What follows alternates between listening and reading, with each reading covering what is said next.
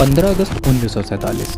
हमें स्कूलों में पढ़ाया गया कि आज़ादी इसी तारीख को मिली, लेकिन इतिहास की दबी हुई फाइलों में एक सवाल आज भी सांस ले रहा है। क्या भारत 1922 में आज़ाद हो सकता था?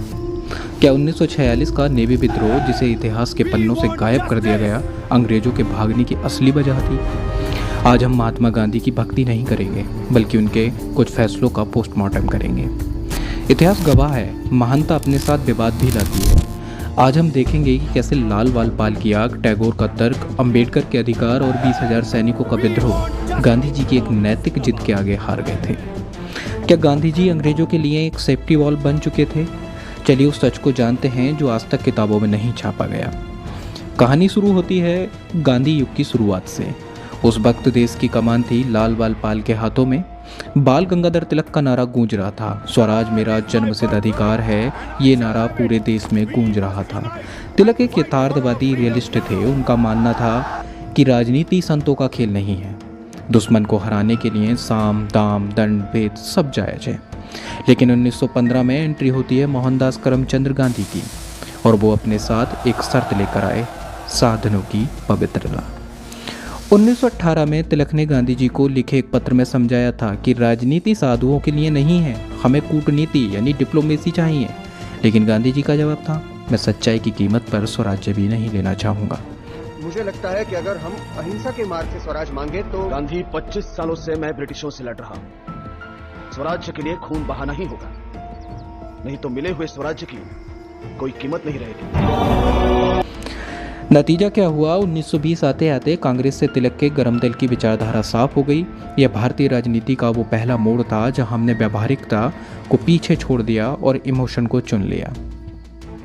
अब आते हैं उस तारीख पर जिसने भारत की किस्मत बदल दी, 4 फरवरी 1922। असहयोग आंदोलन अपने चरम पर था। ब्रिटिश गवर्नर लॉर्ड रीडिंग भी घबरा चुके थे, प्रशासन ठप था। तभी गोरखपुर के चौरी चौरा में भीड़ बेकाबू हुई और पुलिस थाने को आग लगा दी। 22 पुलिसकर्मी मारे गए। गांधी जी ने इसे हिमालय जैसी भूल कहा और 12 फरवरी 1922 को बारदौली प्रस्ताव के जरिए आंदोलन वापस ले लिया। जरा सोचिए, पूरा देश उबाल पर था। सुभाष चंद्र बोस ने इसे राष्ट्रीय आपदा कह दिया।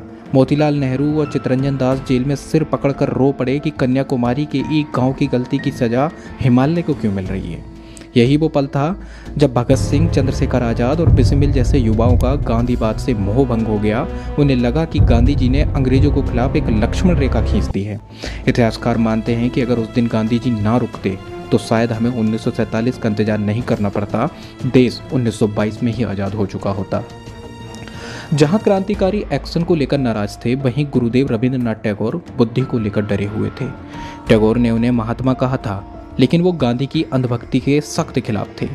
जब गांधी जी ने नारा दिया, शिक्षा छोड़ो चरखा काटो, तो टैगोर ने सितंबर 1925 में मॉडर्न रिव्यू में एक टीका लेख लिखा, द कल्ट ऑफ द चरखा। टैगोर ने साफ कहा, स्वराज धागे काटने से नहीं, विज्ञान और तर्क से आएगा। टैगोर को डर था कि गांधी जी देश को एक ऐसे आश्रम में बदल रहे हैं जहां सवाल पूछना मना है। यह दो विचारधाराओं की टक्कर थी, एक तरफ आधुनिक भारत का सपना और दूसरी तरफ ग्राम स्वराज की जिद। और दुर्भाग्य से जीत तर्क की नहीं, भावुकता की हुई।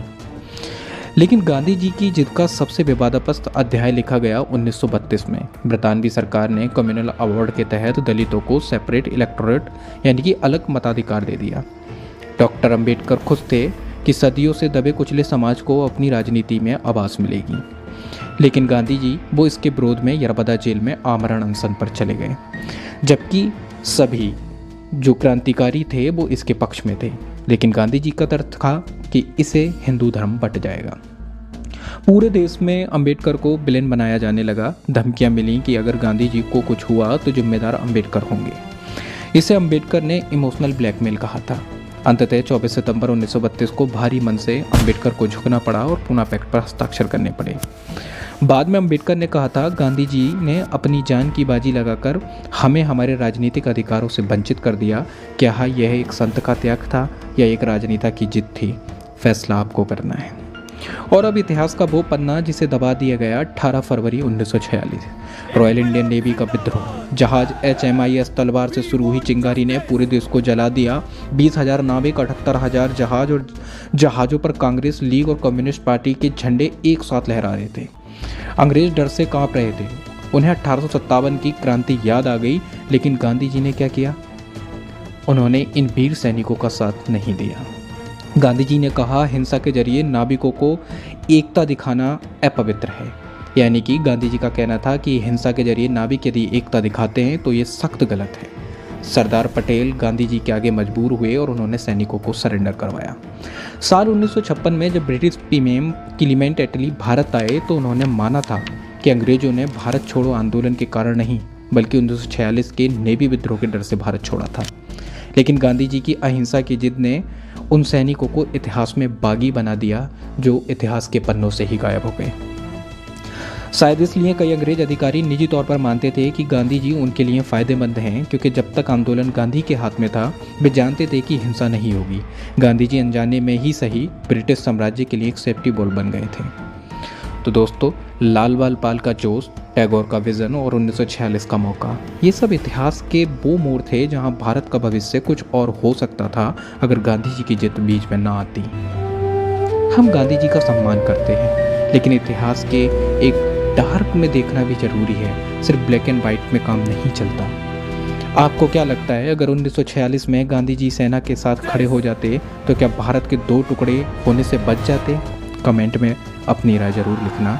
जय हिंद। और यदि यहाँ तक आ गए हैं तो लाइक और सब्सक्राइब जरूर करना।